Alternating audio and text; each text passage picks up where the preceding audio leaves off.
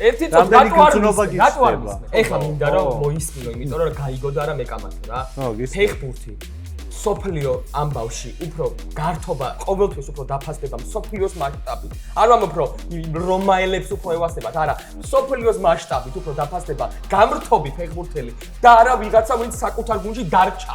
ეს დააფასებენ იტალიელები და დანარჩენი იტალიის გარდა 8 მილიარდი ადამიანი დააფასებს ვინც გაართო, იმიტომ რომ ფეხბურთი ვაფშე კაკრას რომში და სპორტი და აი რაღაცა შემოსაზღვრე შეიქმნა გასართობად. როცა საჭმელი არ იყო, გლადიატორებს აომებდნენ, რომ საჭმელი დავიწყებოდათ. ეგ არის სპორტის მუღამი.